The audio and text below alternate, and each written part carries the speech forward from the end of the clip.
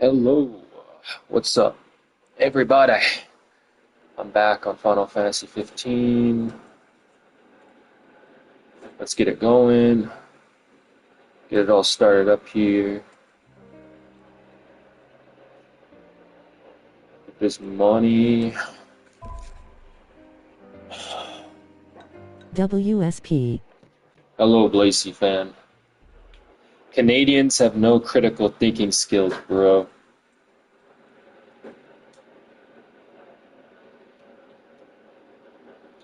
Canada is about to fall apart as a third world nation.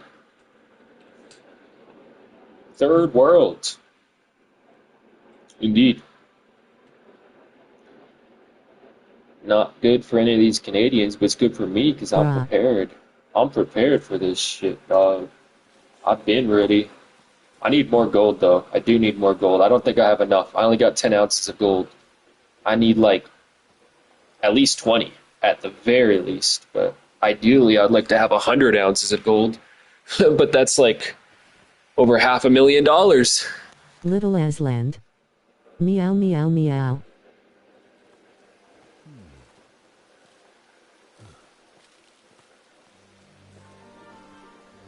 I just want to be clear with y'all about something real quick. We all some niggas.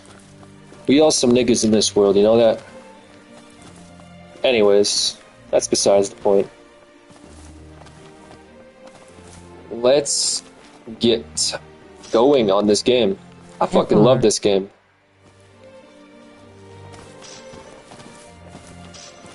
I fucking love this game, man.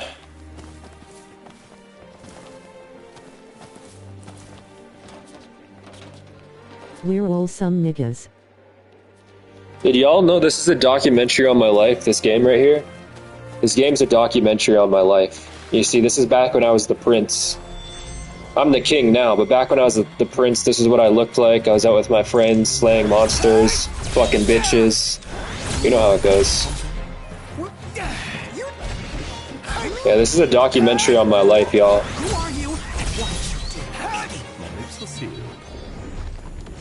I think Evan Rekka died. Evan Rekka's dead. I don't know if you guys know who Evan Rekka is, but Evan Rekka died. He's dead now. Sad. So sad. You used to have some nice long hair, dog. Yeah, I'm growing my long hair out again. I got beautiful hair, dog. I'm gonna talk like Tyree Sneed. I'm more pretty than most of these women. I could do better ballerina moves than most of these women. I'm more of a woman than most of these women are. These women are so-called women. I'm more pretty than them. I got more moves than them. Tyree Sneed is so fucking gay. The dude thinks he's Batman. He talks about how he does ballerina and shit. And he thinks he's the only man in the world. Fucking Tyree Sneed. Face with tears of joy. Yeah, but no, I miss my long hair. I don't miss it waving around in the wind and shit, though. Like, it's nice having a buzz cut, because you can go out in the wind, you don't gotta worry. A sleigh man. I never heard of Kyan before. Yeah, like, I can actually go out in the wind and not worry about my hair going all crazy. Bet everything's just the way he left it 30 years ago. So, we found a harbor. Do we have a ship? Maybe? If not, we'll find one of those too. How? Nice. Yeah. Get off my dick. Get off my dick.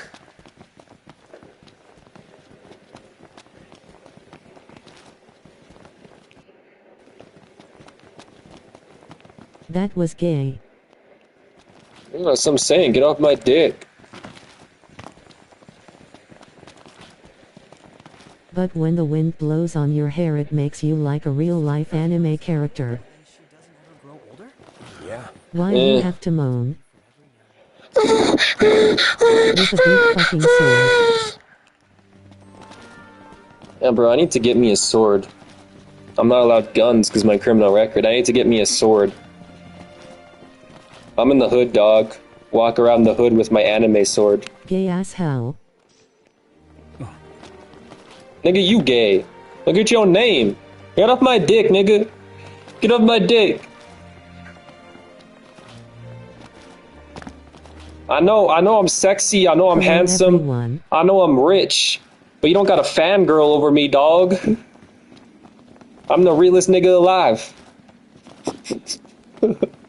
What's up, Frank, you food lover?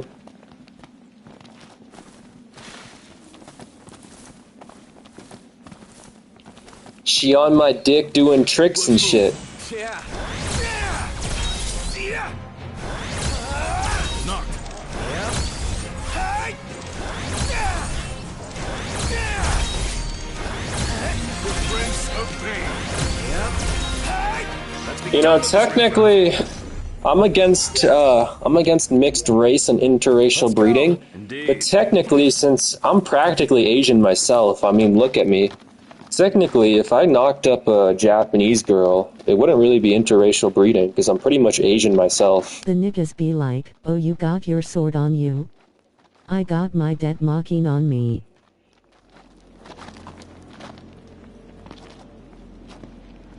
Oh, you got your BBC on you? I got my big white cock. Take my dick well. She doing tricks on my dick and shit.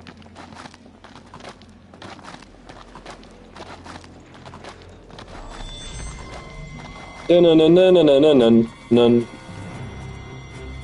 Oh yeah, look how cool this special ability is. I love this special ability. What, only 3 enemies? That's it. Oh, they're level 47. See, I only have 4 swords unlocked. But holy shit, look at that. See, that ability's so good. Look how fast I killed them. That thing was level 47. Look how fast I killed it.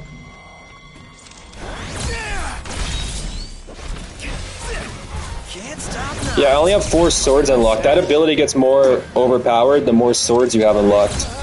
I think there's 12 or 13 royal arms you can unlock in this game. Can't we stay at a hotel instead? I only have 4 of them. And on we go. Right. On a scale of 1 to 10, how much would you guys want to see me go to a happy ending massage parlor? I can do a rating video on it. We can do a YouTube short. I'll go to a happy ending massage parlor and we'll give it a rating, a scale of 1 to 10.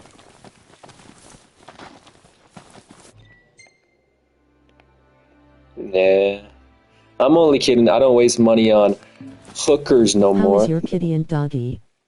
Oh shit. I mean, they're good, I guess. I don't waste money on hookers anymore. That's it. What's up, Iggy? I've come up with a new recipe. I can taste test for you. Got these niggas jealous. I got more money than they'll have in their life. I got more pussy than they'll have in their life. I got bigger balls than they'll ever have in their life.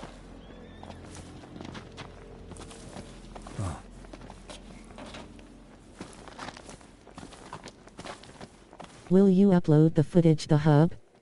Face with tears of joy. Great. No.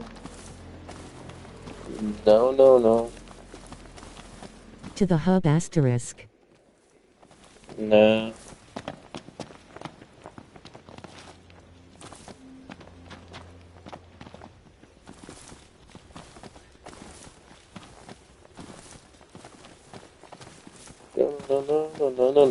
No. Let's have some light. Sounds Oh, good. it's becoming nighttime. Let's go explore over here. There's a whole military base we gotta take out here. Fucking A. What just happened to my audio? Or I got no audio. Is that the game or my headset? The fuck?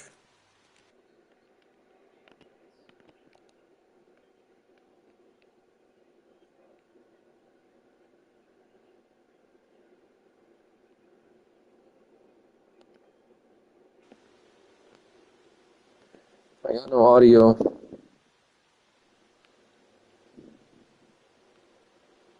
Oh, it's back. We're good.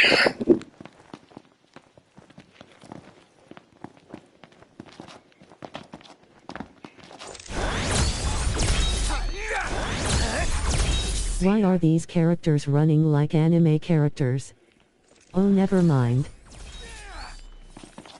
Unlike anime characters, they're 3D models. These are real people, bro. I told you, this is a documentary on my life. What don't you understand about that? This is me back in the day, bro.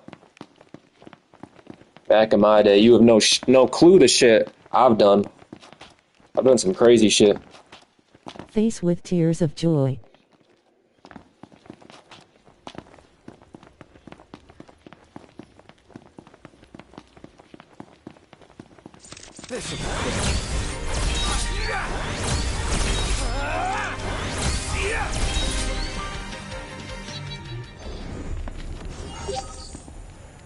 Onward. Yep.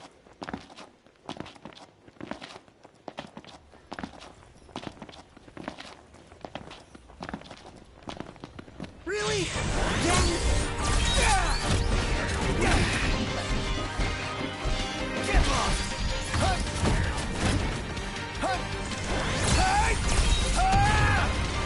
Bitcoin. Only bitches invest in Bitcoin. Now, bro, I don't think I'm ever going back to Bitcoin. I think Bitcoin is going to get hacked one day. Like, I don't think everyone's going to get hacked, but I think one day there's going to be a major hack. Like Satoshi Nakamoto's wallet or something. Satoshi Nakamoto, that's an anime character, bro. Satoshi Nakamoto. But yeah, no, I'm done with Bitcoin, I think. I don't know if I'll ever invest in Bitcoin again.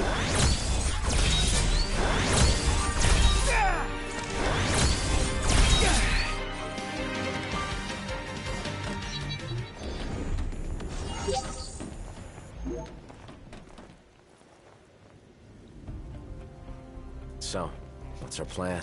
Find the base commander and take him into custody.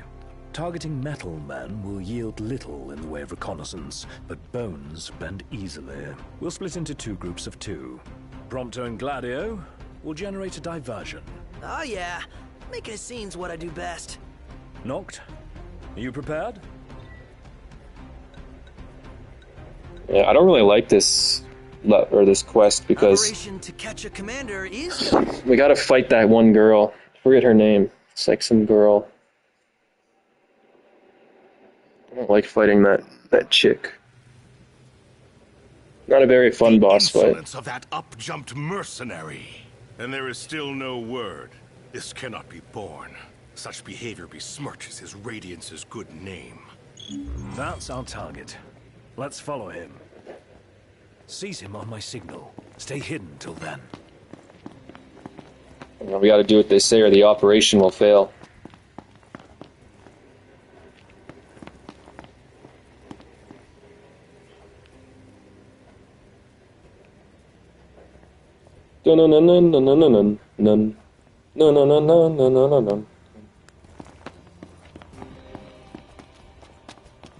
Where's everybody else? Why is it just us two? What is that Chancellor playing at? I'm no man's fool. He sent Highwind to watch me.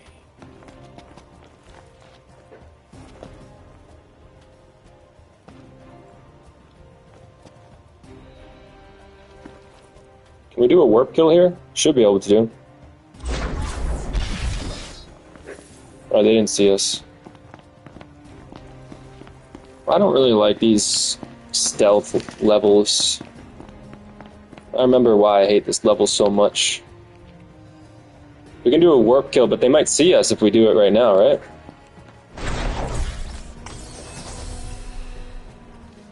Shit.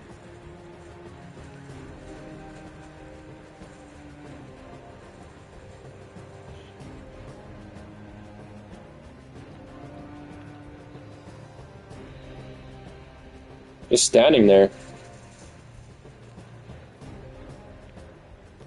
Don't fall too far behind, Noct. You mustn't lose sight of him. Hurry. We're not losing sight of him. coincidence she and I meet wherever I go. Oh, they want us to do that warp kill. Trust her as a person. Hollow words from the mind behind the Magitech movement.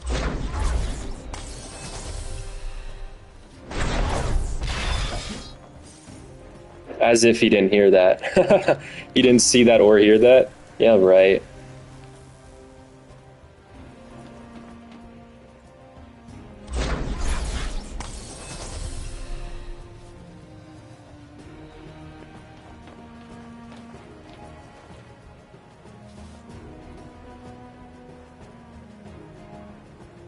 I may have acted in haste with that impudent steward back in the Stalin, but my mission remains clear.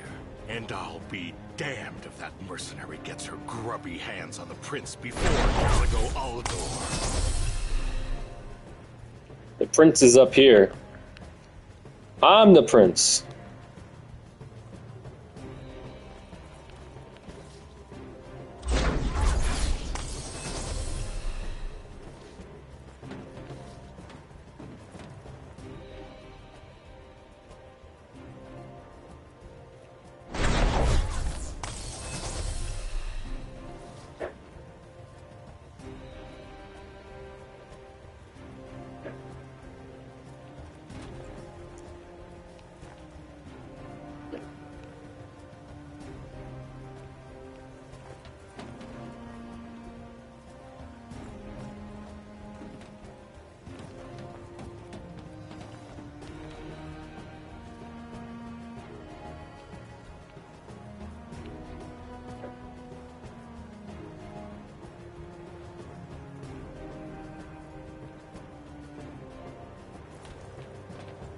I'll give Highwind one last chance to respond.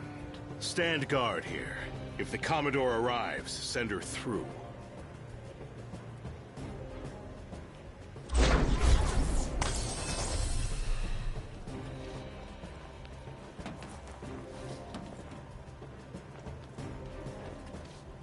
Huh.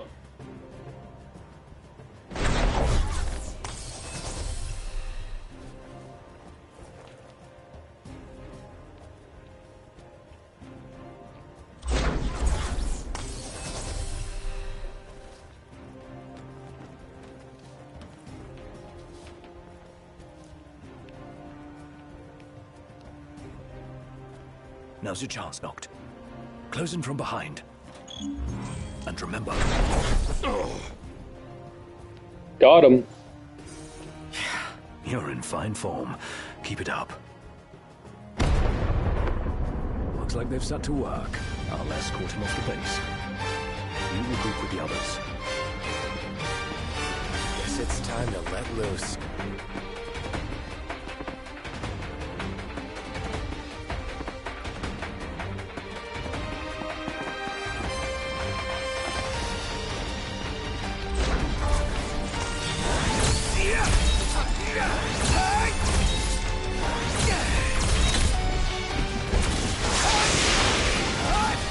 Oh yeah.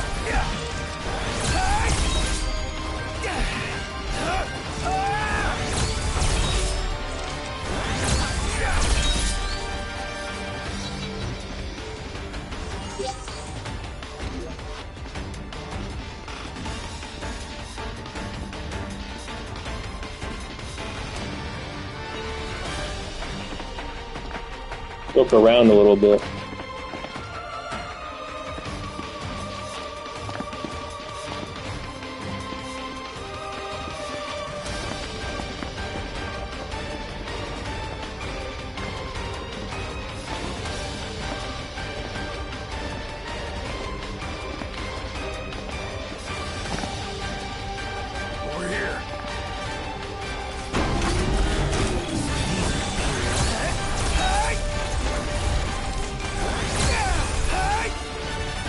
Oh, there's a turret here. Let's try that out. Oh, it's not a turret. It's like a launcher. Barely does any damage. That's shit. Fuck that thing. Thing's garbage.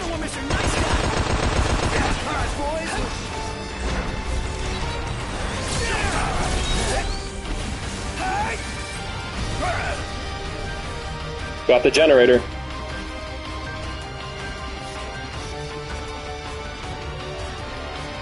Glad to see you lot were successful. Does that mean you weren't? I placed our captive into the hunter's custody, but I've just been informed he's fled. He lives to die another day. And I'll gladly help him with that.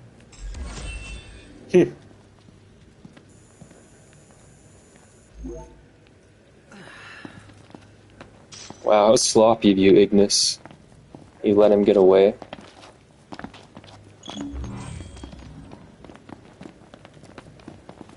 Okay, we gotta reunite with Iris now.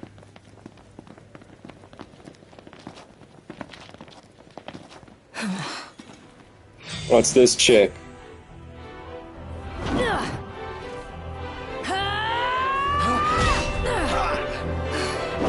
Hey, pretty boy. Let's see what you can do. Got a tough one on our hands. She's not that tough. Pretty pathetic boss fight, if you ask me. It's literally just a chick. She's fast, though. Great, what now?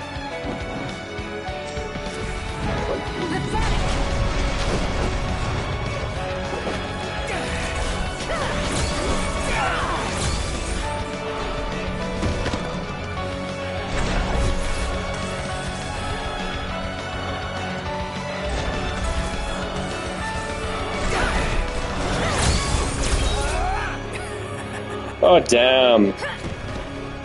Bitch is fucking flying, man.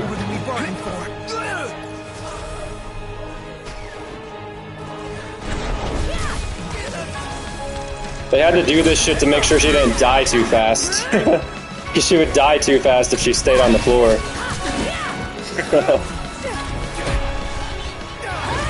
Oh, maybe you want that stupid dragon from Final Fantasy, huh? What stupid dragon?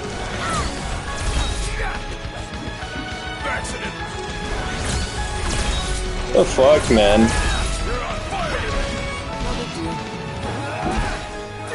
Never miss.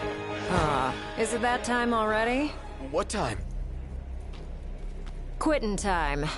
Sorry, but this girl doesn't work after hours. I could, but there wouldn't be a single gill in it for me. Oh, we should play again sometime, pretty boy. Yeah, whatever. You suck, bitch. You suck. Don't come back. Who the hell was she? Just some bitch. Never mind her. I'm still worried about Iris. I imagine she's fine. But we shouldn't keep her waiting. They're not gonna make us walk back.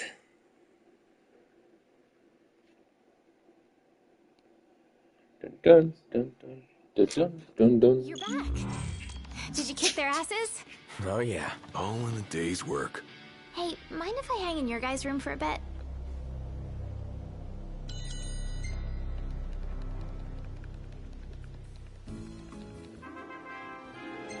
Oh, that's a lot of XP.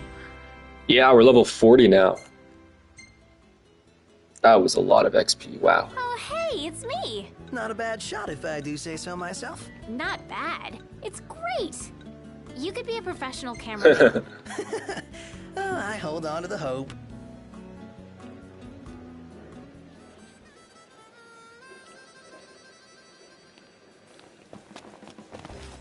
Dun, dun, dun, dun, dun, dun.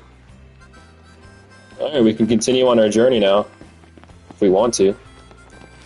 Thank you for shopping with us. He's got 14 of those in stock? I only have enough to buy 3. Take care and come again. I don't know how to get money in this game other than selling stuff. Oh, I do have a lot of those horn things. Hold up. My inventory is full on those horn Always things. a pleasure. Where are they again? Let's see. Yeah, right here. Oh, that didn't... Look how much that increases my attack.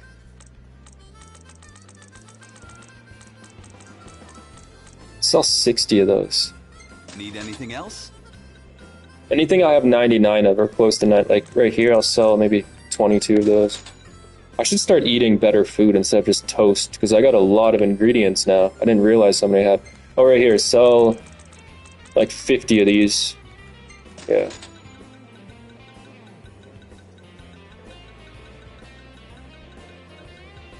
$50 of these. This is a good way to get money. Anything I have a lot of, just sell it.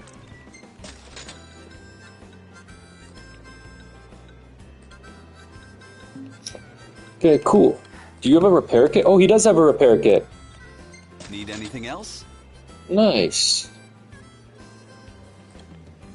Now I got a lot of money.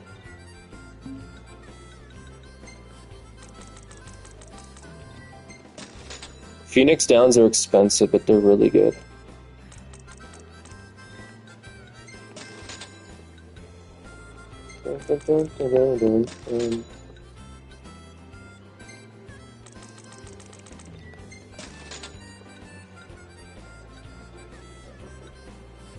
Thank you very much.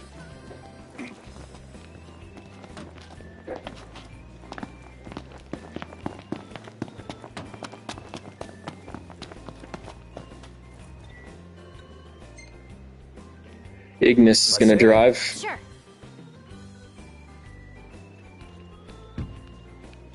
And away we go.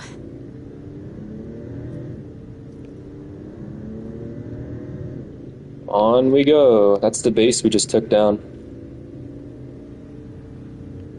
Man, I really wish they would have made a second part to this game.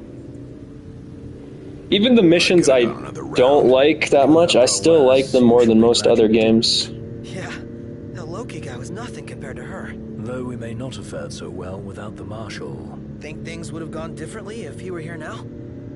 She offered to play again. Maybe we'll get the chance to find out. The fuck? He just stopped. Why did he do that?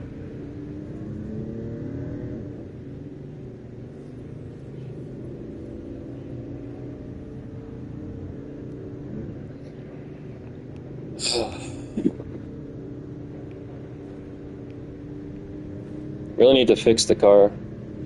Shit is fucked up.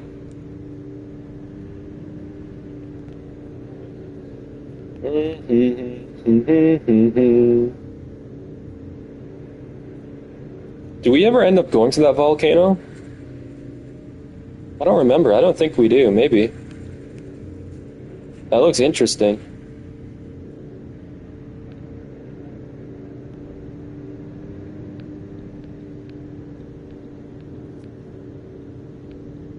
Yeah, why didn't they make a part 2 to this shit? This game's way better than Final Fantasy 16. Is it me or is this place begging to be explored?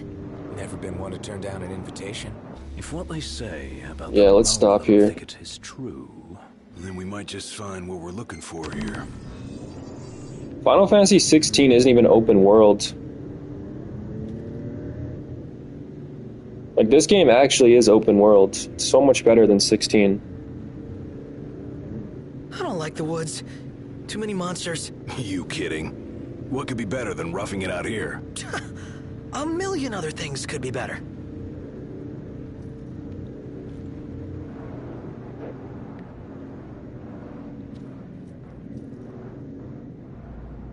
We made it. Yeah, we did.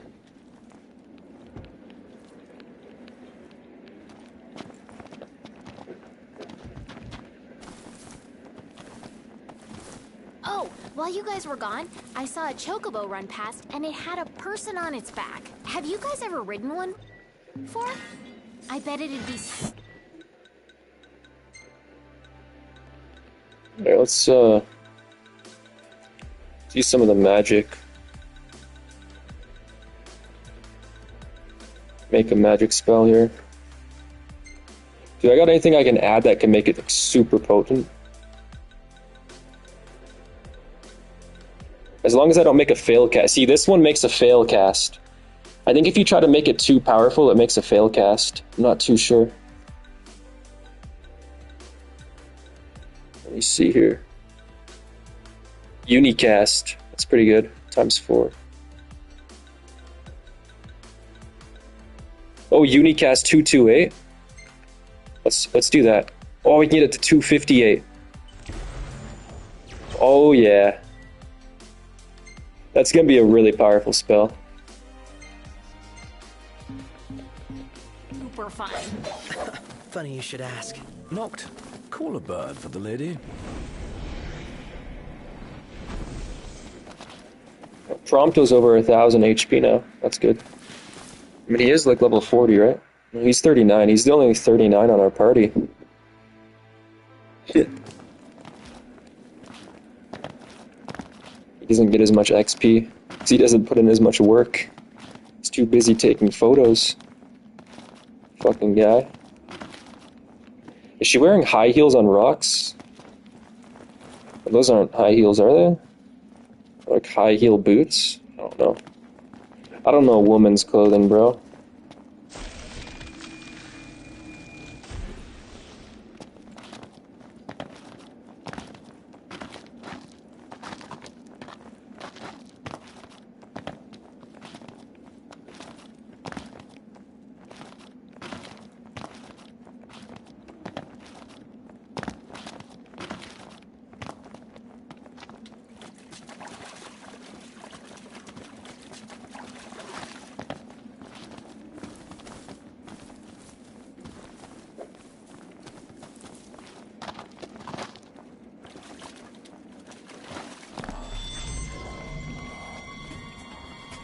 Oh, they want to fight us from across the river here.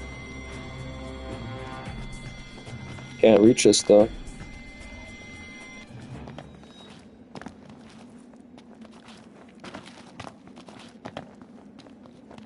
What's this?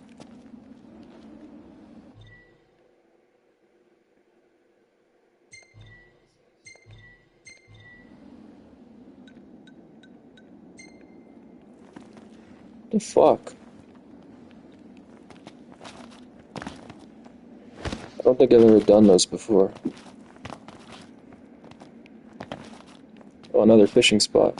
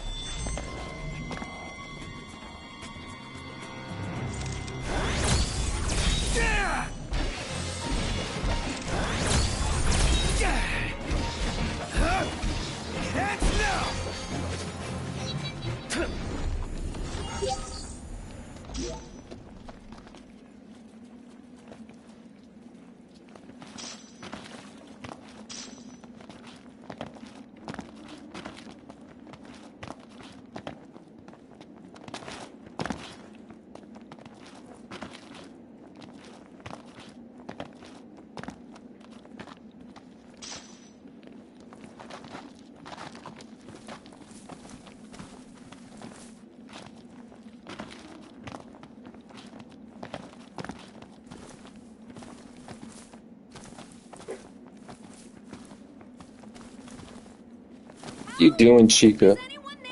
I think I heard someone's voice.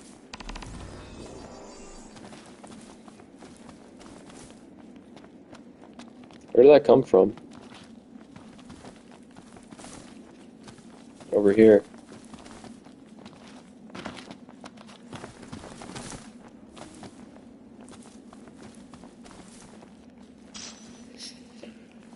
A debased banknote.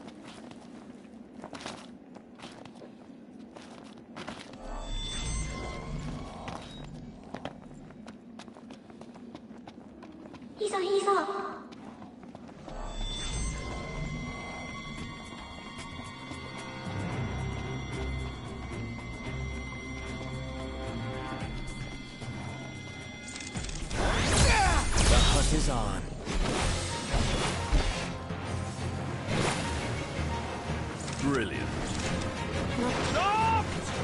Ah! Supposed to point warp. Fucking bitch.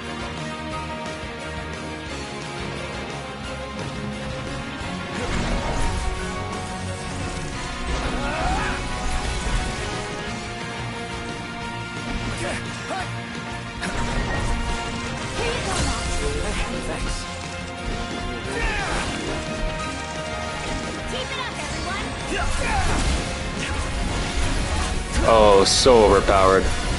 Look at that.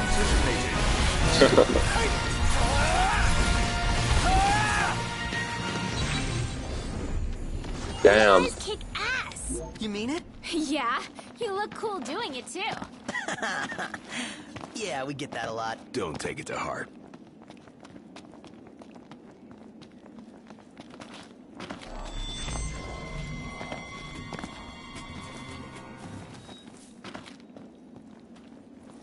This thing. I'll have these guys wiped out before you know it. Is that so? All right, prove it. Just gave us a healing potion. We did not need that.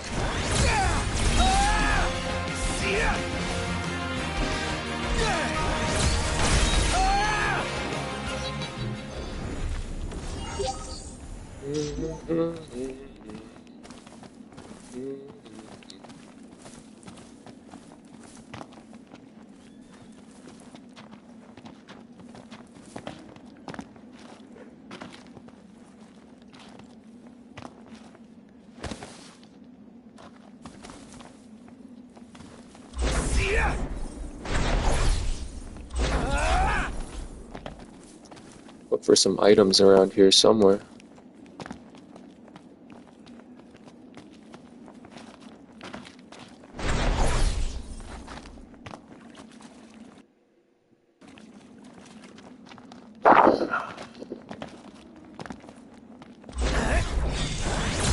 One shot.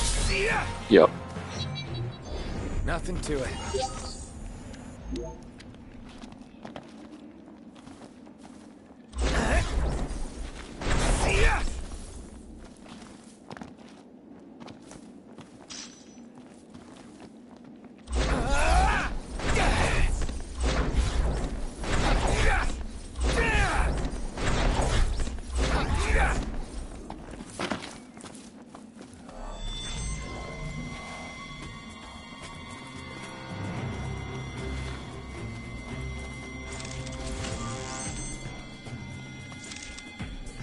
$2X, I can do that.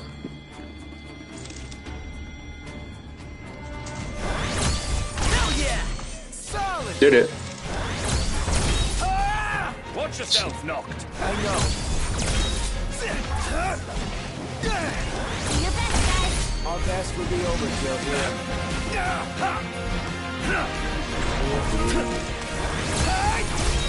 Must say,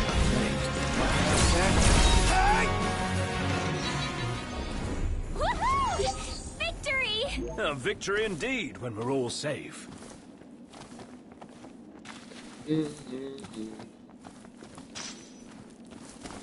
Mega Phoenix.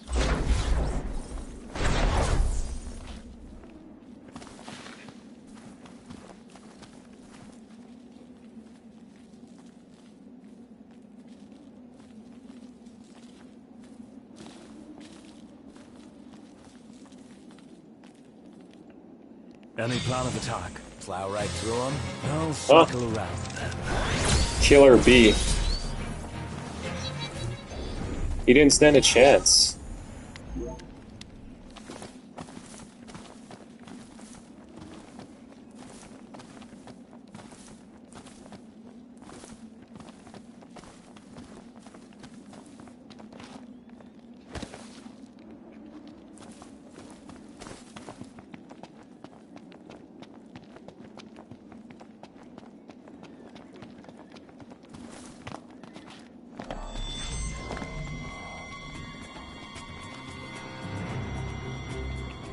YouTube doesn't want to promote me in the algorithm. They're afraid of what I'll accomplish. They should be. Fuck YouTube. They're gonna use all their storage up anyways. great, Noct.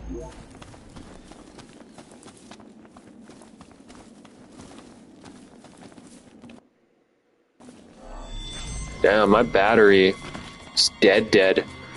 Fully dead. Time to show you what I can really do. If I only had a guild for 15,500? That's easy. Come on, get him. I had 2 minutes to do that. I did it in 2 seconds. Oh man, that was way too easy.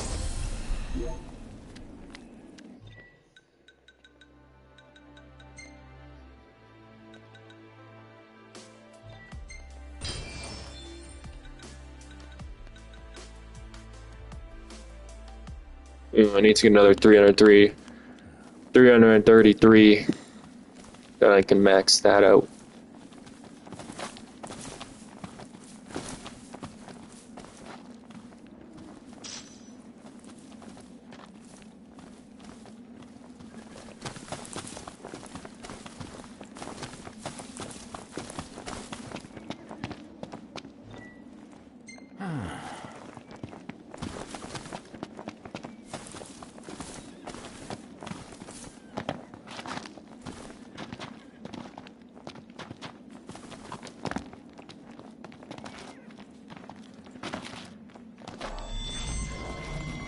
Focus. Got it.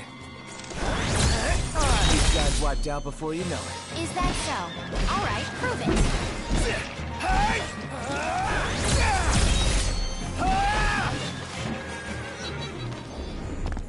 Woohoo! Victory! A victory indeed when we're all safe.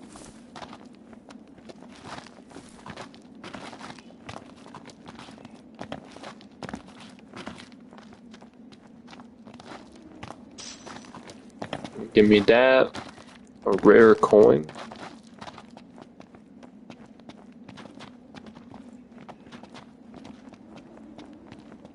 Still have yet to use my magic. I don't even need it, I'm so strong.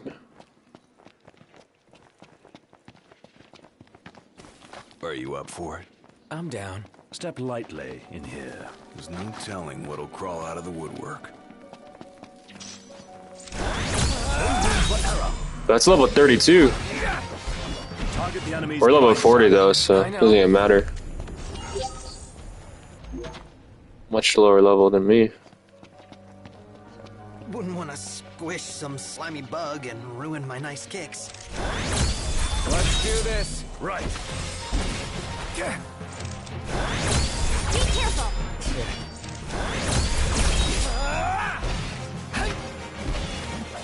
I'll back you up, Noct. I'm counting on it. You were great, Noct.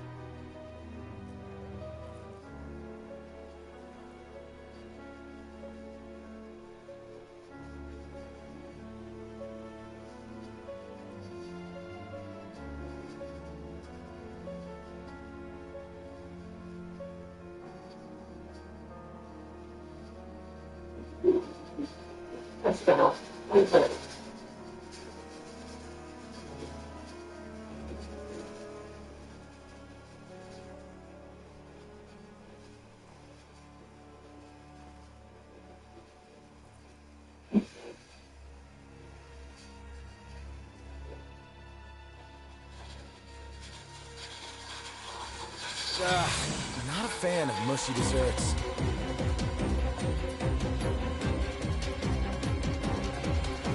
Accident!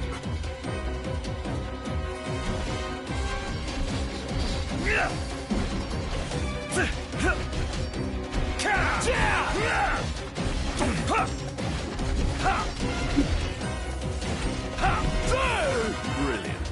Sure. That's crossing the line. Sorry!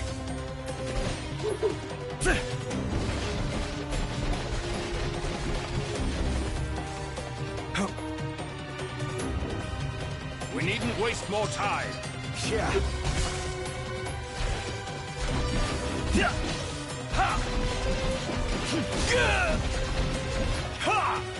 Yeah, that's our rigging. You're surprised. Woohoo! Victory! A victory indeed when we're all safe.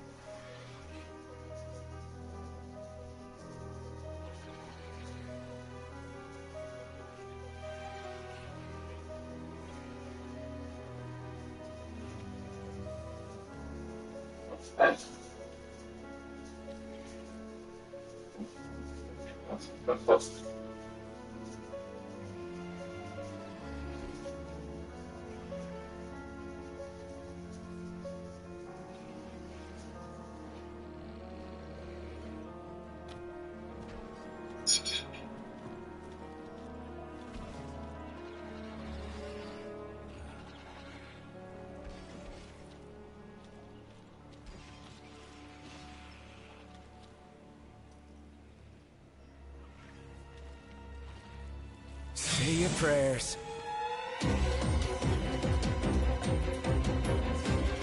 Let's be done with this riffraff.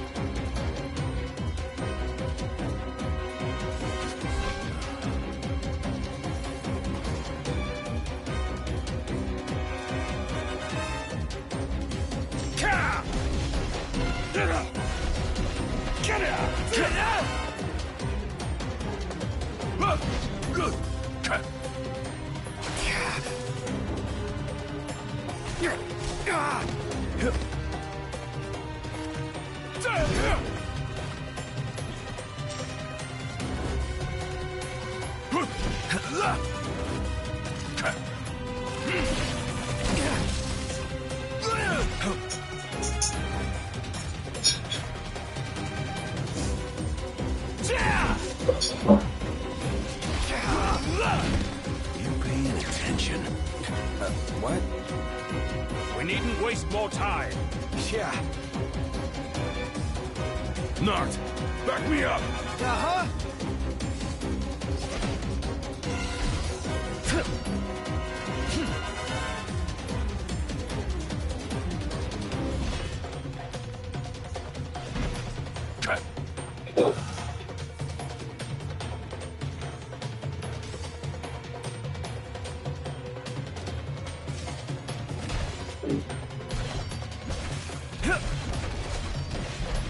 Allow me.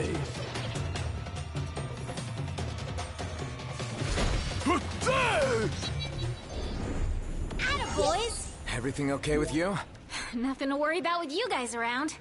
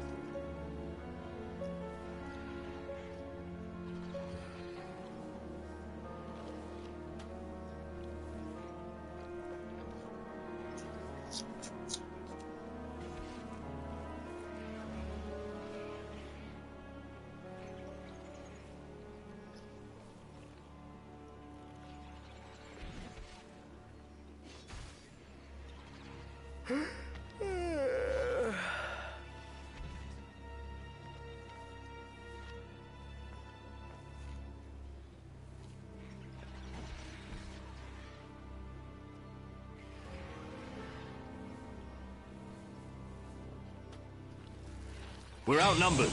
I propose we take them out one by one.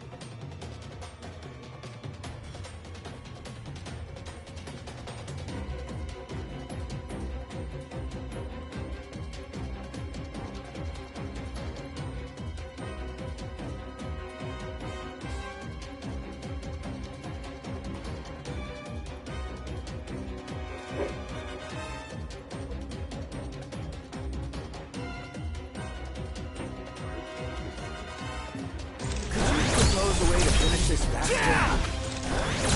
I'll back you up, I'm counting on it. Outstanding, Noct. Yep. None the worse for wear. Nice work, everyone.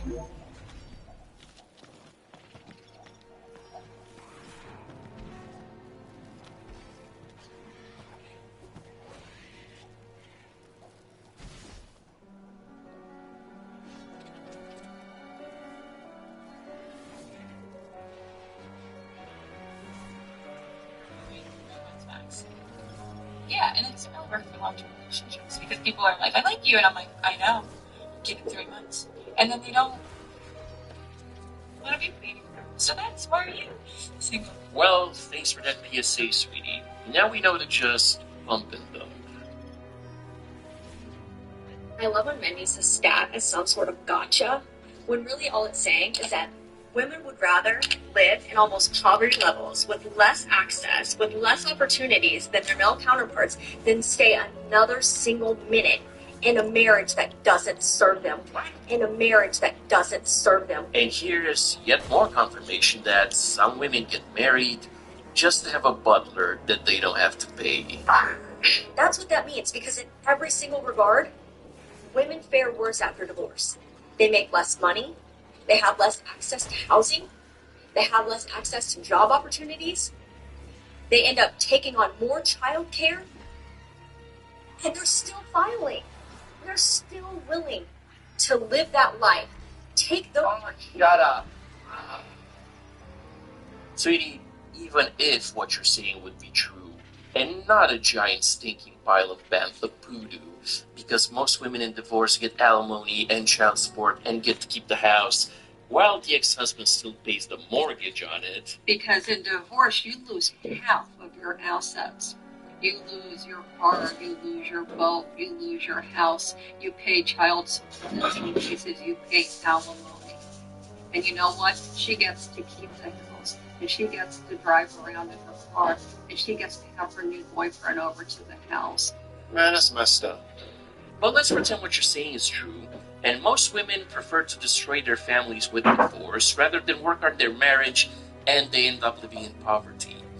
By your logic, most women are unreasonable and make stupid decisions that end up hurting them and their kids. See, what you're saying is kind of like a woman goes to start her car, and she gets that little wrench like on the dashboard, which means the car is due for its yearly maintenance. The woman takes issue with that because it adds to her mental load. So she takes the car to a junkyard, sells it for $200, and now she no longer has a car and has to walk everywhere and has to carry groceries by hand, and her kids have to walk to school, but at least she doesn't have to deal with the mental load of taking the car in for maintenance.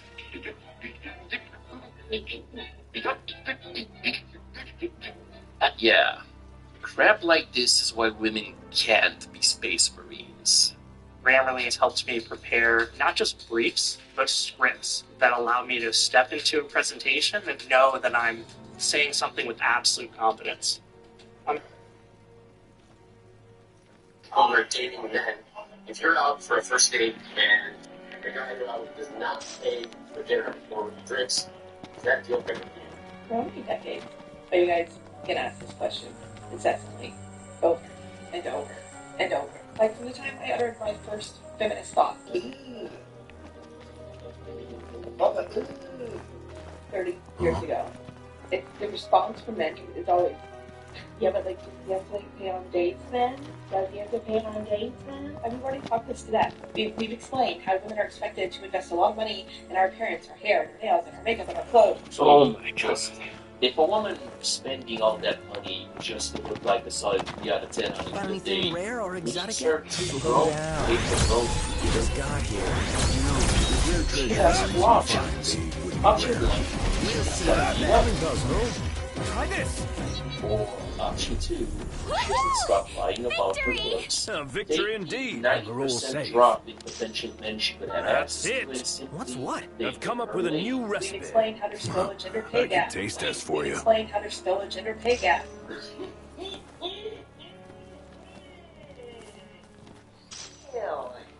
Women up to the age of 35 are out earning men. Men, make more money. It's not that hard. Well, yeah, I guess there really is a gender wage gap because apparently you lovely ladies earn more than men, so go pay for dates. Dismissed. We've explained. Dismissed. Okay, I have a question for you that needs a really honest answer. Do men do nice, kind things, like be helpful and available for women without wanting anything in return? And I don't mean current boyfriends or husbands, or like brother or father. I mean just, I don't know, like maybe a neighbour or something. Do they offer to do kind, genuine things for you without wanting We have time to anything cast in a return, line? or, like, Sorry, without bud. material Need you to reel yourself in this time around. Target the enemy's blind side. I know. Do we need that? Do we need that? Do we need that? Why? So, force your game to be not like the side or fixing that tiger, not because he expects some bonds which runs never given, but because in 2025, not the woman is on masks, is the only independence. And, you know, maybe living this time, yeah,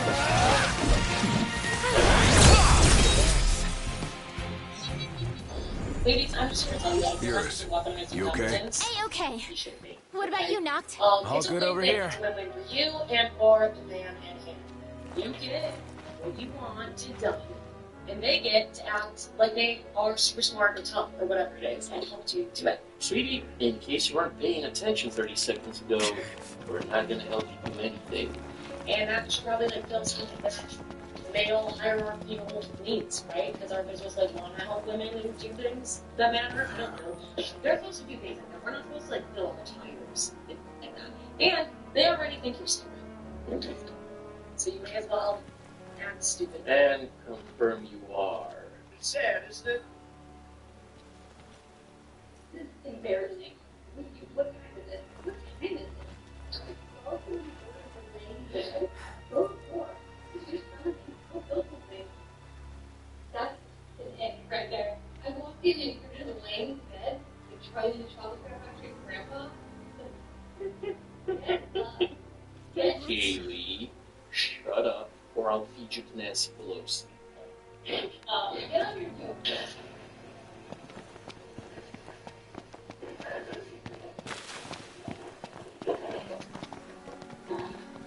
Ladies, remember, don't bother your man when he's relaxing. Stop drinking from one party. Giving hands in Also, here's the top. We can rest up or move on. It's your choice, no? Woohoo!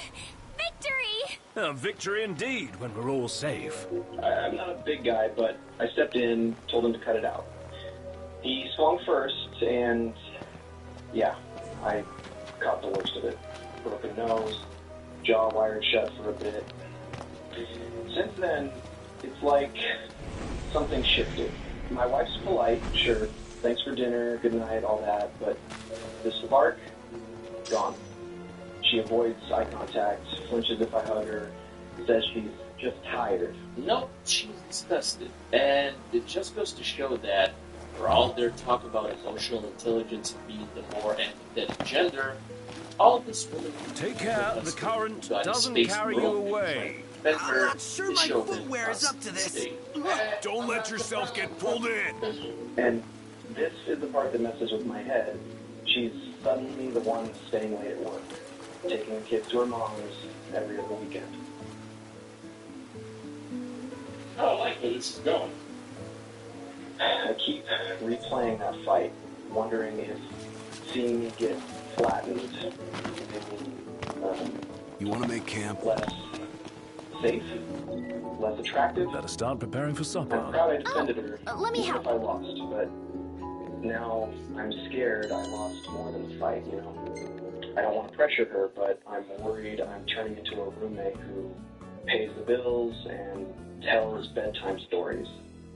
I guess I'm asking, is this normal trauma fallout? Do wives sometimes like pull back after seeing her husband's hurt? And if so, how do I bring the romance back without sounding like I'm begging? You don't. My advice, get a good divorce lawyer and prepare for the worst. Now guys, the thing is, this whole situation is partly his fault. For the simple fact that he obviously didn't know how to fight if some drunk dude managed to connect on him with a knockout punch. Now, I'm not saying him defending his wife is wrong, quite the opposite. But being a man who doesn't know how to fight is also very wrong. Because at some point in life, you're going to have to protect a loved one. And if you don't know how to fight, and you don't know how to properly assess a dangerous situation and take the correct approach, this is what happens.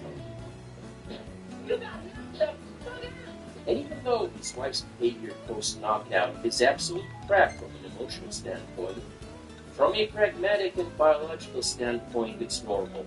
Now, of course, this could have been a crap test on her part, or she could have been cheating on her husband with a drunk guy, or maybe it's none of that and the drunk guy was doing drunk stuff. Thing is, she's a woman. She obviously can't fight the drunk guy, but her husband, the man who was supposed to protect her, got knocked out with one punch. Which means the drunk guy could have done anything to her after that, unimpeded by anyone. And it's not just the fact that her husband lost that fight, he didn't even put up a fight. And it's obvious that he can take a punch, so yeah, nothing drives up a woman more than a man who can't protect her.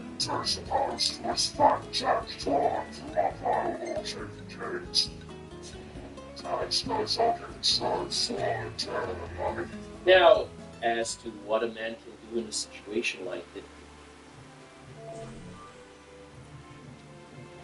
Gets me. And it's like, dude, you know how much power I have? People fear me, man. Ain't nobody got nothing for me. These people are scared of me. Right? They're scared of my potential, and they're scared of what I'm accomplishing. Are you people scared of my potential? Honey, did you get to see the videos? Thanks. Did you get to see the videos today? I just, I'll talk to you about it private and want to turn it up. It's pretty serious, so I'm doing the best I can.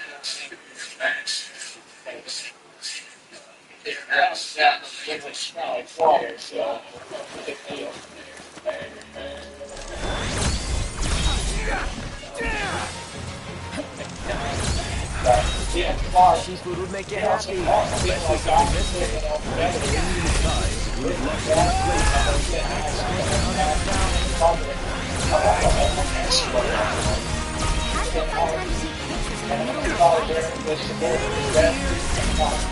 This is hot, I can't wear it. It's just so hot. You can't be wearing it 24/7. I haven't seen anything but this. Yeah, I'm just saying, don't worry about them, That's all. We're going to discuss stuff and they say, What about you, Noct? All good over if here. you want to put them in their place, you're more than welcome.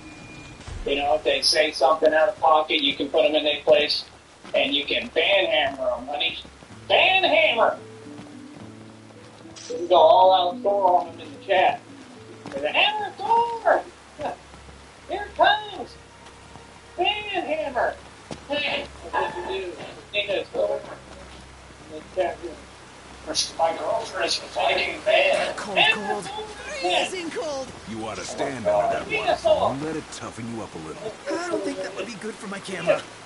He just admitted his girlfriend is a man. My girlfriend is a mythical man figure with a horn helmet and a giant beard. That's my girlfriend. So, bonus attack. Use your bonus attacks. Yeah, like that place is cozy. Well, I wouldn't get too comfy if I were you. No, you're not. Yet. I'm just struggling, honey. I'm holding on to a prayer. Living on a prayer. I'm holding on to God, man. Struggling to hold on to this delusion. God told me He's going to get me through this. No. I'm struggling very hard to keep this delusion from just completely cracking my mental state into oblivion. I believe him, but man, it's rough, brother. It's looking real rough now. I don't even need resources, man. I need what I need. I got a bunch of stuff. I've been Need what I getting need. things I need. Basic necessities. Y'all don't want to provide.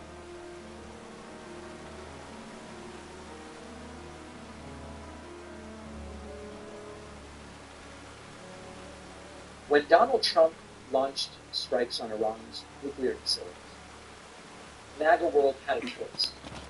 They could admit this is a war launched by a guy who told us, no forever wars, no wars at all. We're going to end wars, we're going to prevent wars. I'm really the anti-war candidate, right? They could have been honest and said this is what it is. Or MAGA had the opportunity to move the goalposts. And that's exactly what some of them did. They said, well, this isn't really a war because Trump didn't declare it. Others said, Trump didn't really have a choice. This is almost defensive. Trump's not really starting the war. And then some people got very philosophical and they said, you know, sometimes the way to get the peace is by bombing people. But then, out of nowhere, Joe Rogan just admits it. Let's give it. I think the whole MAGA thing right now is very divided, particularly because one of the things that they voted for was no war. Well, now it seems like we're in a war, right? So that, and it's quick. We're 6 months in, and that's already popped off. And then people are very concerned with now what Man, am I happens glad to be our out of troops there. overseas. They're in faces. Not so glad anymore. They're in vulnerable positions. This is what we came for. So, that's not Alexis. And that's not MSNBC. That's Joe Rogan, the guy who reports the same guy who gave Trump a massive platform that softball helped sell places.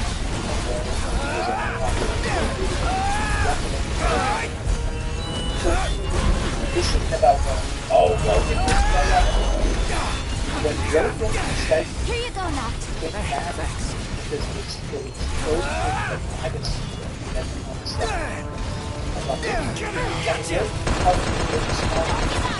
I believe in you. Tonto, you're up.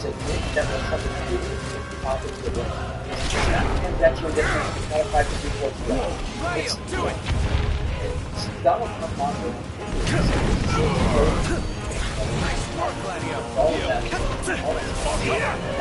It's for you, Ignis. What's your blood? One is, like I said, you are target coverage. Never fear. Tonto's here. And he says he had to do it. Biden's fault. Trump's fault. Concept of peace and still doing it.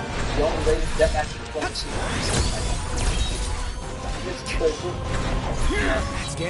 it's very small. It's inconvenient, but it's growing. And Rogan being part of that group is a good thing. And these are the people who say, wait a second. He said he would do this, and he did it. It's that. That's where We're Rogan alive. Let's celebrate by eating something dead. You were great, Knocked. Bernie knows that's exactly what it is. And Bernie knows, let Rogan tell it to his own audience.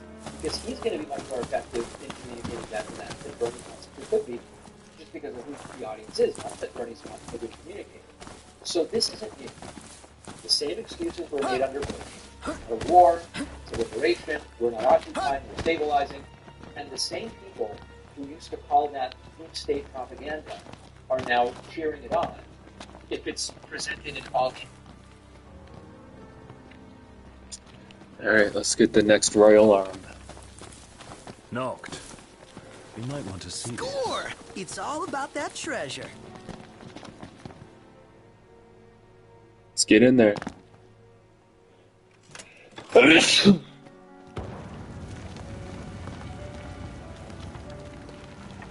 Yep.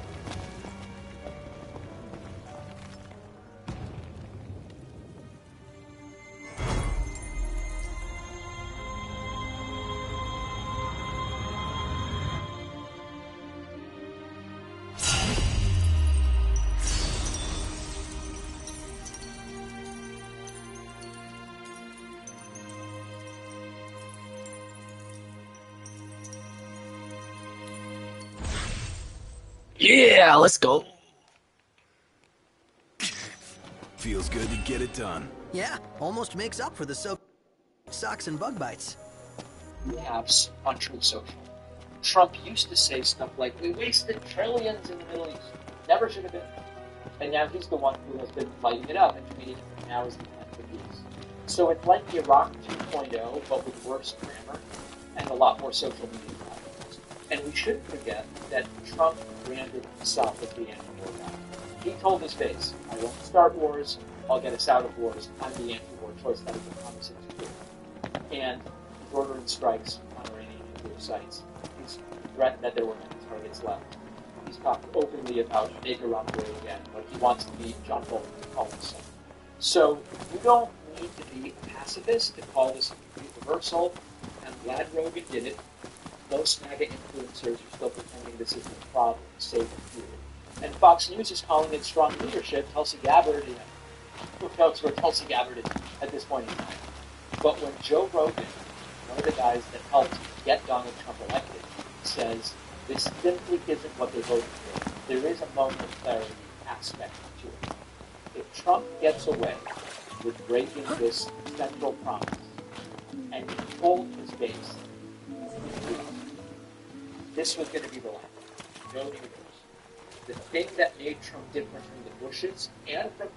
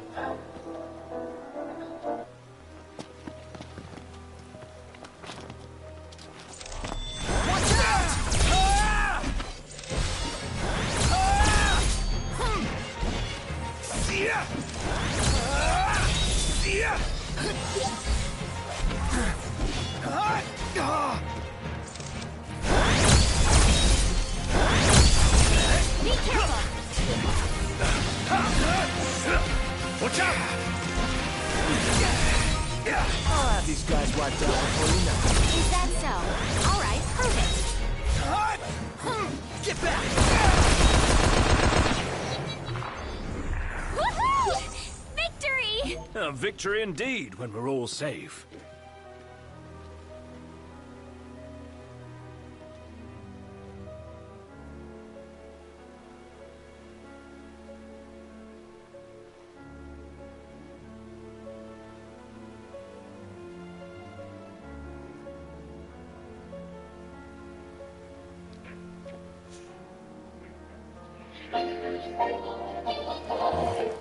On this Wednesday night, Canada's commitment to double its defense budget over the next decade.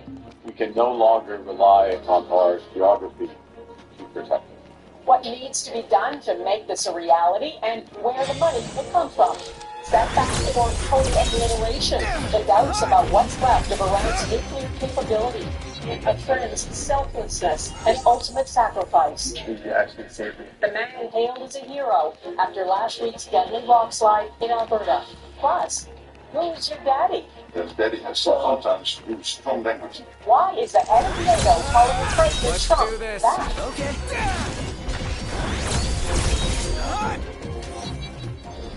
Nice work, Good evening, and everyone. thanks for joining us. We begin tonight with news of a big commitment to defense spending. Members of NATO, the North Atlantic Treaty Organization, have agreed to substantially increase what they spend on security. All 32 countries are pledging to devote 5% of their economic output on defense by 2035. For Canada, that's roughly $150 billion a year, a sharp increase from the roughly $41 billion Canada spent in 2024. We are protecting Canadians. We are protecting Canadians against new threats. I wish we didn't have to, but we do have to, and it is our core responsibility as government. NATO allies meeting in The Hague were under intense pressure from the U.S. president to pay more for defense. Donald Trump is hailing this as a big win for Western civilization. How to pay for it? Well, Prime Minister Mark Carney has said selling Canada's critical minerals will help. He says building infrastructure, railways, ports will count as part of the 5%, while also creating jobs. Mackenzie Gray is traveling with the Prime Minister and has our top story tonight. It was a stomach seemingly for one man. Dear Donald, you made this change possible. Your leadership on this has already produced $1 trillion in extra spending from European allies. The NATO Secretary General laying it on thick, showing his admiration for the U.S. president, who's threatened to leave NATO unless other allies paid up. And Wednesday, Europe and Canada did, agreeing to spend 5% of GDP on defense. We were carrying much more than our fair share. It was quite unfair, actually. But this is a big win for Europe and for actually Western civilization. The money is split into two buckets, 3.5% on traditional defense spending and 1.5% on defense-related infrastructure. The latter, government officials believe Canada already needs. And they can get 2.5% less. They require an additional $37 billion a year. As the Prime Minister said, will face it. All of a sudden, you start spending a lot more money in one area. You can end up spending a lot more money on rising prices. When we're all safe. There are high-price items on Canada's shopping list. Decisions on fighter jets and submarines are coming soon. But more cash for defense means less for domestic priorities.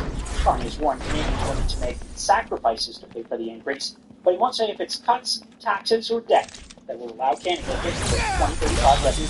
Those trade-offs happen towards the end of the decade, the next decade. And we will be much better informed. The new financing and flattery from Carney in Europe leading to a new grand bargain made of 25% of GDP on defense, and the Americans will recommit to the alliance. I love GR saying that these people really love their countries. It's not a rip-off, and we're here to help them protect their country. NATO will review the new 5% figure in 2029, after Trump is out of the White House. And a senior government official tells Global News, Donna, that Canada hopes to be able to rebalance the targets, to spend less on traditional defense, but more on defense-related infrastructure. Okay, Mackenzie Gray in The Hague, thank you. The head of NATO continues to heap praise on President Trump. Today, he referred to him as Daddy. Fighting each other, they've had it. They've had a big fight, like two kids in a schoolyard. You know, they fight like hell. You can't stop them. Let them fight for about 2-3 minutes, then it's easy to stop them. And then Daddy has to sometimes use strong language. You have to use strong language. Every once in a while, you have to use a certain word. Later, Rutte was asked if he feels he has to flatter Trump in order to do business with him.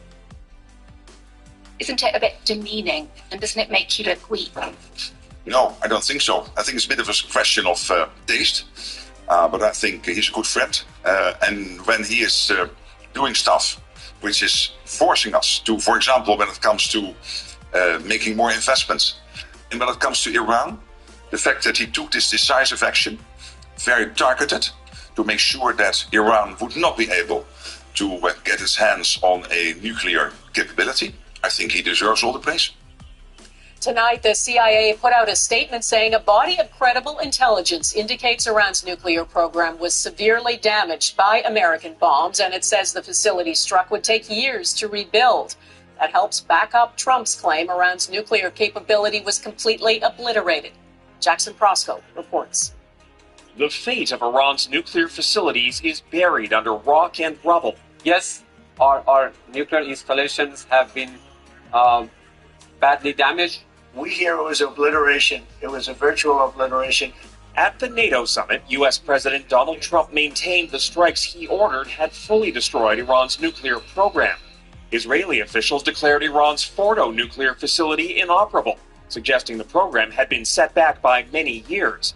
That contradicts a preliminary U.S. intelligence assessment, which suggested a more minor setback of a few months. We've collected additional intelligence. We've also spoken to people who have seen the site, and the site is obliterated. And we think everything nuclear is down there. They didn't take it out. Whether that includes all of Iran's stockpile of highly enriched uranium is unknown. The International Atomic Energy Agency wants to get inspectors in, warning Iran likely has the capacity to restart the program. What is clear is that in any case, the technological knowledge is there, and the industrial capacity is there, that no one can deny. Trump is already savoring victory, saying he'll talk to Iran next week and may or may not sign a new nuclear agreement. I don't care if I have an agreement or not. As for the conflict between Israel and Iran, Trump believes the tenuous ceasefire he brokered will hold. Israeli Prime Minister Benjamin Netanyahu said there had been a great victory, saying the conflict had removed immediate existential threats. We think it's over. I don't think they're going to be going back at each other. Like the Israelis, Trump is seeking to portray the 12-day-long conflict as a success. He suggested it was the U.S. airstrikes on Iran's nuclear facilities that brought it all to an end. John McCain, Jackson Prosco, Washington, thanks. There is no similar optimism about Gaza. After more than 20 months of Israeli attacks, there is no peace there. 7 Israeli soldiers were killed in southern Gaza yesterday after an explosive device blew up their armored vehicle. And Gaza's health ministry says at least 79 Palestinians have been killed in the past 24 hours. That includes 33 people who are trying to access aid. Mike Armstrong reports with help from journalists on the ground in Gaza. This is the aftermath of an Israeli strike on a fuel station in Gaza City. It was being used as a shelter when it was hit overnight. So not. What are you going to do when we get to Thailand? 12 people were in the building and recovered the bodies of only Right. 3. Can't keep Lady Luna waiting. As the world fixated on Israel and Iran, more people died in Gaza than in both countries combined. There is a feeling it has been ignored. This woman says the world no longer remembers the Gaza war. It's only concerned with the Iran issue. During just the 12 days of the Iran-Israel war, the Hamas-run health ministry in Gaza says more than 860 people died. The war there has been going on for 615 days longer. This man says all eyes were on Iran, but hunger here got worse. Tragedy was forgotten. Displacement of Gazans has continued as well. Israeli military dropped leaflets this week ordering people in several areas of northern Gaza to move south, likely meaning Israeli strikes against Hamas were in the works. There is no safety anywhere, this woman says. There is bombardment and humiliation everywhere. I think great progress is being made on Gaza. With a ceasefire between Iran and Israel, there is a push from international leaders for a ceasefire in Gaza. The French president is calling it a priority, but the German chancellor says he's asked Israel outright what its goals are in Gaza. Now, one call for a ceasefire is coming from the Association of Relatives of the Israeli hostages held by Hamas, because the people capable of reaching a ceasefire with Iran can also end the war in Gaza. Well, that may fall to Qatar. It was involved in the Iran-Israel talks, and it's been a mediator in the past in the Gaza war. It's working on putting together indirect talks between Israel and Hamas in the next few days. Donna? All right, Mike Armstrong in Tel Aviv. Thank you.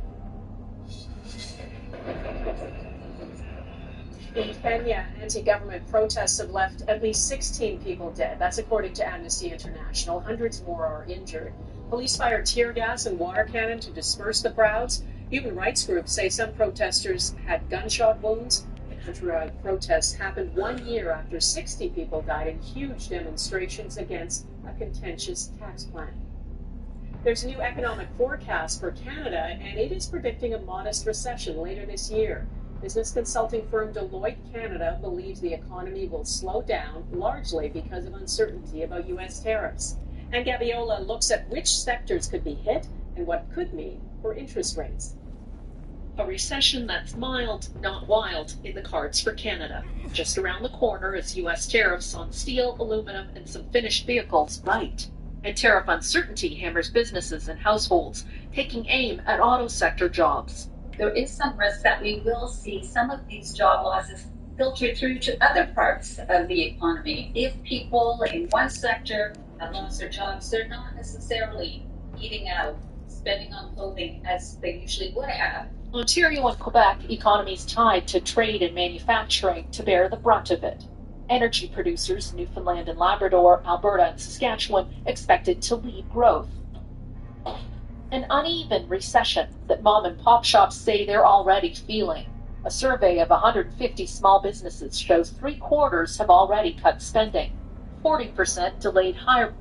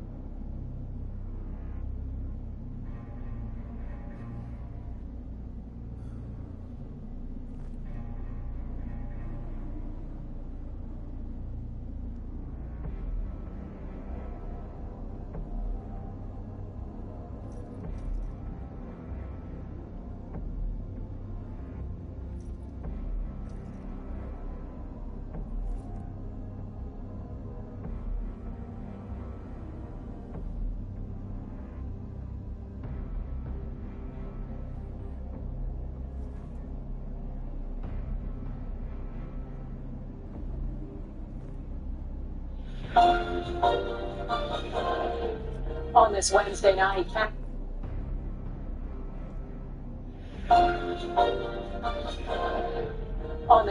night, Canada's commitment to double its defense budget over the next decade. We can no longer rely on our geography to protect us. what needs to be done to make this a reality, and where the money will come from. Setback or total obliteration, the doubts about what's left of Iran's nuclear capability. A friend's selflessness and ultimate sacrifice. The man hailed as a hero after last week's deadly rockslide in Alberta. Plus, who's your daddy? Daddy has sometimes used strong language. Why?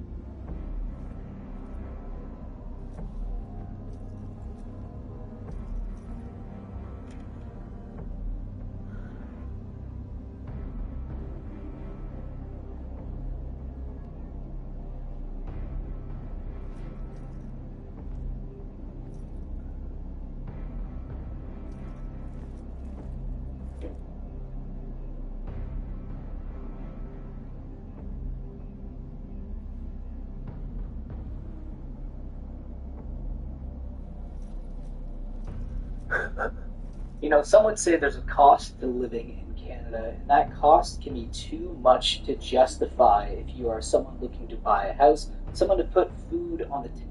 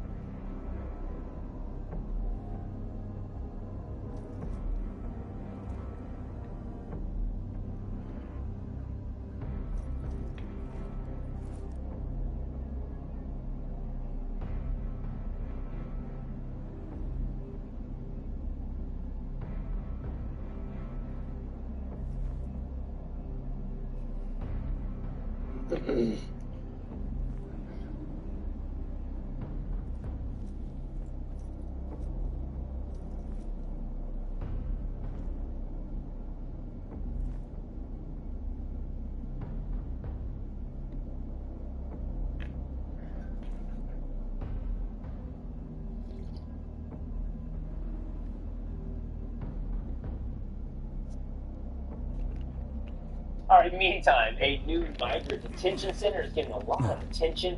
It's in Florida. Detention is thanks to its very unique security system. Sleepy. The 30 square mile area is completely surrounded by the Everglades. Presents a efficient, low-cost opportunity to build a temporary detention facility because how about we you just don't head need to out in the invest that morning? much in the perimeter. People get out, there's not much waiting for them other than alligators and pythons. Nowhere to go, nowhere to hide. It's called Alligator Alcatraz, and it's expected to be operational by next month. So joining me now is the man who came up with this idea. It's Florida Attorney General James Buckley. Mr. Attorney General, thanks for being with us here today. Before I get into the specifics and details, which I have a lot of curiosities about Alligator Alcatraz, how did this happen? Where did the inspiration come from to convert this spot in the Everglades? Sure. Well, under Governor DeSantis' leadership, Florida's become pretty good at responding to states of emergency, and that's really what the illegal immigration crisis is. Just last week, we pulled MS-13 members off the streets in Orlando. The week before, it was criminal alien human traffickers and sex predators. We stand by President Trump, and we're going to do everything we can to support that administration in their efforts.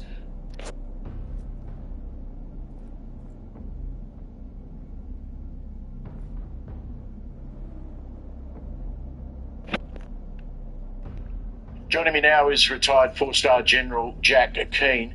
Great to see you again. I'll get onto the ceasefire in a moment, General, and whether that'll hold, but I just wanted to get your impression. We haven't spoken since the weekend.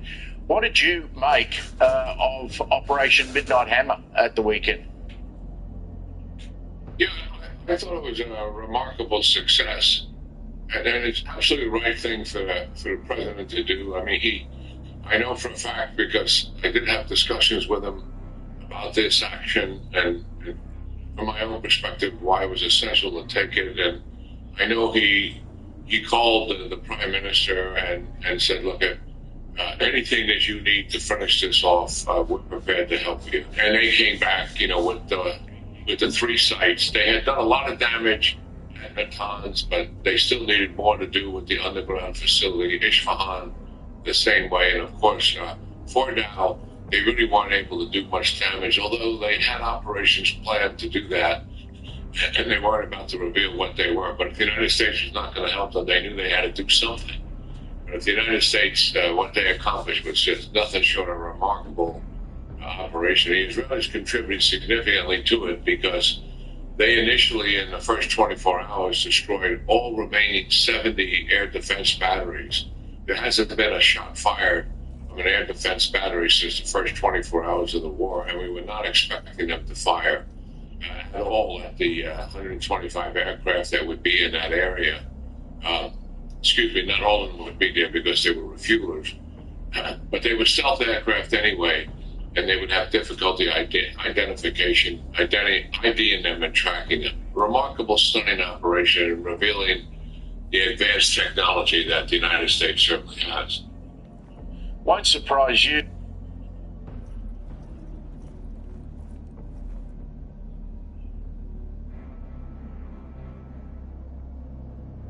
Some would say there's a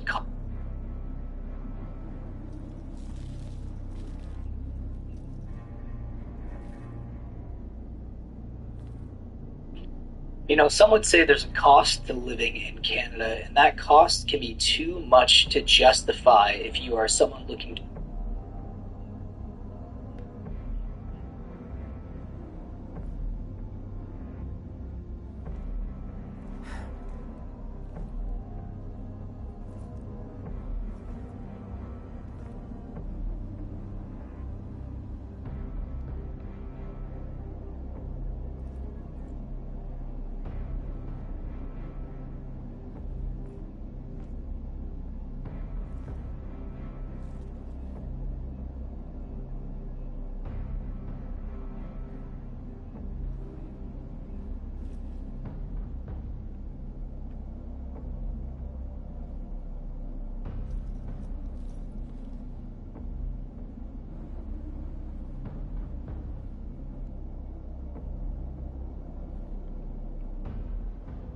From a monetary point of view, gold is actually still extremely undervalued. I wouldn't say it's super dirt cheap anymore, like for example in 2020 when we published the first gold trust report where we said, okay, $4,800, that's our price target for the end of this decade. But we're now, I would say, at still reasonable price levels. So for example, you mentioned compared to the 1980s or another secular all-time high in 2011. Since then, obviously the price of gold is up. 1980, gold was trading at $850. 2011, gold was trading at 1900 at the secular peak.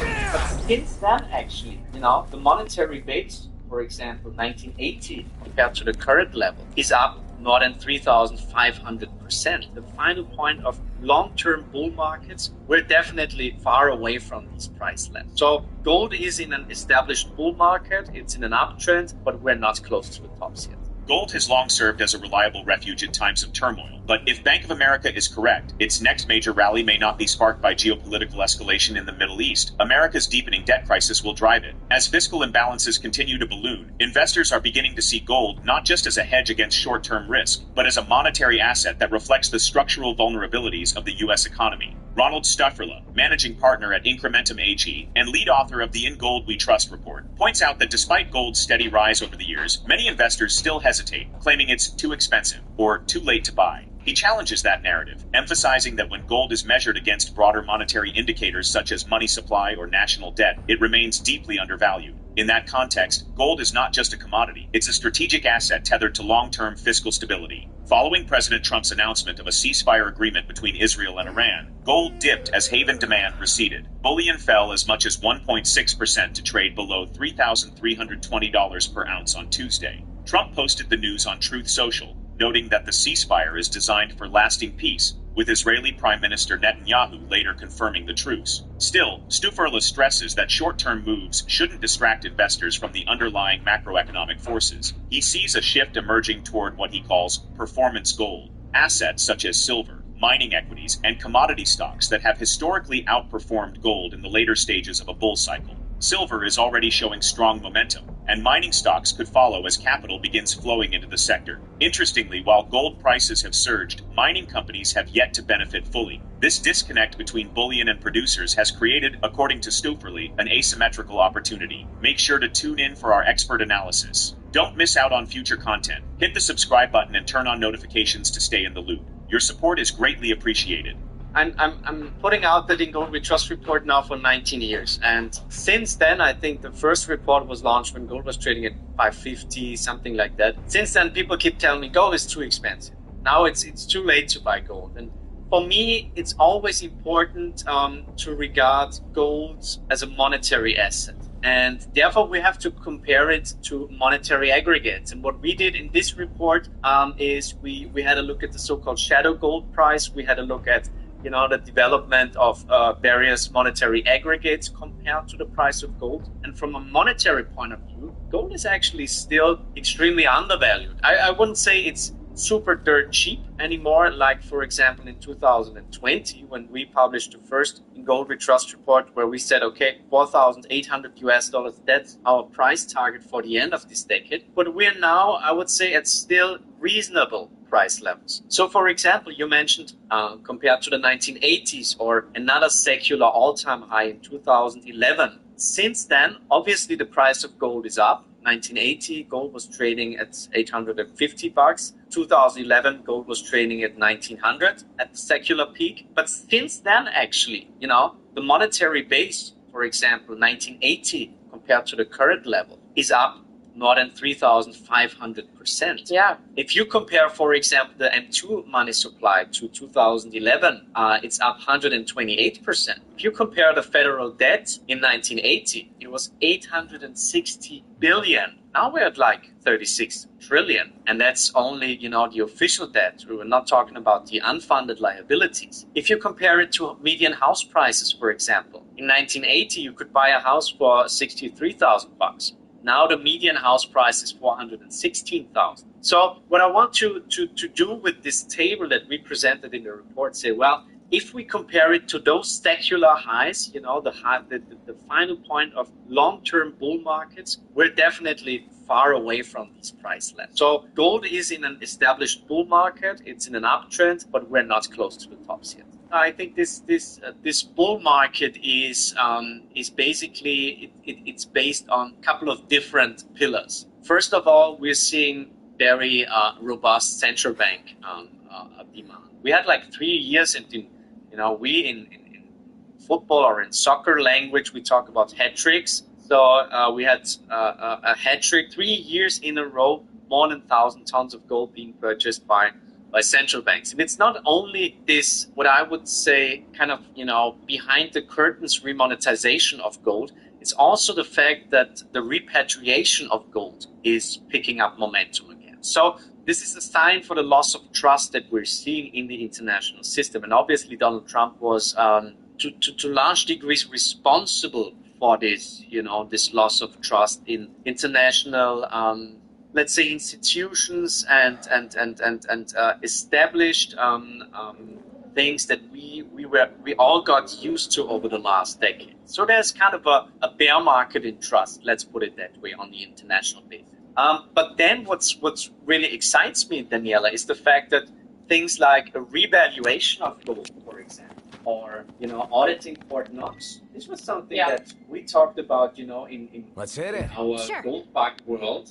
But now this is really becoming mainstream. Yes. And I think, gold is really becoming center stage now. However, if I talk to institutional clients, most of them say, well, we couldn't care less about it. It's already too expensive. We didn't participate in that bull market. It's too late. So that gives me a tremendous amount of confidence that, we will be climbing this wall of worry, that every major dip is being bought, and that's what we're seeing. Actually, we're seeing very, very shallow corrections, and that tells me that there's so much capital waiting on the sidelines, waiting to enter this trade, that we're still, as I've said, far away from the top.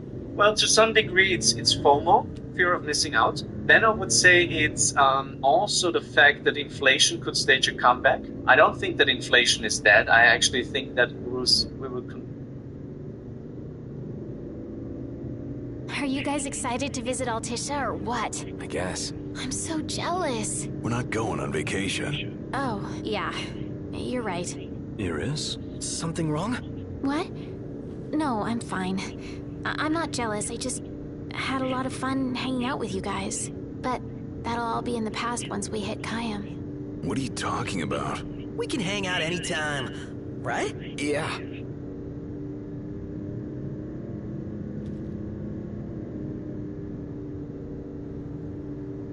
He said you couldn't have a conversation with this woman. Who said that?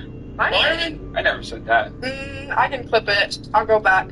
I said that. I don't think it's doesn't make sense to ask for advice from women. Let's pull over for a second. I mean, why the fuck would anyone live in this? Drive a break every now and then. He's got like 50 fucking properties. No one He's a head of the game. Made a fucked up Because in the no one first year ever doing had a a little podcast. sister along for the ride. Average woman give him advice. What would you give him advice on? What I was saying, let me bring in full context. I was saying that I don't think men should be going to women. That was a for, tight squeeze. Sorry for cramping your I think the style. trajectory that Calm men down. lives I'm in just is, kidding. Not my fault you're mission too versus, big like, for the the back trajectory seat. of woman, we live completely different existences. And then after that, you said, I don't even talk to my girlfriend. About certain things. Like, I'm not, like about work and shit like that. Like, I don't think women are equipped to advise men or understand a man's experience. But you don't think we can provide value? We're very emotional, so we can help you make emotional decisions. I have emotional intelligence, not normal intelligence. Yeah, remember right, 3 countries. I feel like epilepsy. most men, they don't need emotional advice though. That's why it's like have no value for them, because it's like they don't look for emotional advice within us. They already come to they're content with their emotions. If your guy's asking you for advice, you should probably be concerned a bit if you're a woman. If your guy's asking you for advice or money or any of that other shit, you should be Especially emotional advice. Yeah. Because I just feel like A lot of men don't know how to regulate their emotions. You okay? That is something that's not, they don't even talk about it though. Women is different. If we don't know how to regulate our emotions, we're going to talk about it. Men, they actually try to figure it out and understand it first. They're not going to go to us. Well, I could give you guys a little background about why I can speak about men. have 10 brothers. And What yeah, the my dad is a Jamaican man. Oh, And yeah, he's oh God! yeah. 10 Yeah, like I said, You're the only disappointment? I'm the only girl, so That's actually, fucking crazy. I feel like I'm what he's proud of. Yeah, so I think, but I think too. I think like in today's day and age, right, in modern society, like it's even more so where it's like completely different between the male experience and the woman experience, the male experience and the female experience. Like for you, for example, right? You're 19 years old, right? Who do you think lives a harder life, you or like a 19-year-old guy? Being realistic. Good guy. So like, see what I mean? Like how like you're not really like if he brings a problem to you, it's gonna be such a foreign concept that you'll have zero idea of like how to address the Yeah, issue. but then I'll just cuddle him. He can lay his head on my chest, and everything will be better. See, okay, I like that you said that. I like that you said that. So when women talk to each other, right? They talk to each other. They don't really care about solving the problem. They just want to be able to talk about the problem. Men, when we have a problem, when we actually go through the process of speaking about it, we're looking for a solution. So like when men like talk about their issues, they're looking for a solution. Women just want to be heard. So like that's not going to help. I get what you're saying. Like I can coddle him, but like that's not really going to assist him. Which is why I'm so against men like opening up to women. What was your relationship like with your mother? It must have been tough. My mom? You didn't ever get coddled, and that didn't feel like nice. I feel like that's what women are good for. You know what's interesting? It's always funny when women make this accusation because it was quite literally the opposite. My mom is extremely annoying, calls me all the time, texts me all the time, extremely loving, too much, tried to baby me and coddle me, and you know, obviously my dad was like, no, don't be a bitch. So yeah, it's funny when women say that stuff. Like, oh, you have a rough relationship with your mom. It's like, yeah, it's like my mom is actually the one. I wasn't trying to. I was just curious. No. My parents are still together to this day. Like, you know, my mom was very, but she also worked me a lot too about like women too. Okay. American women. Yeah, a lot of people ask, where did you start the red pill? Do you have a bad relationship with your mom? I'm like, my mom got me in the red pill. She said, why are you hanging around these fucking... My mom got me into red pill. I'm telling you guys, when you guys have kids, you're going to see the whole world differently. You're going to see it through Myron and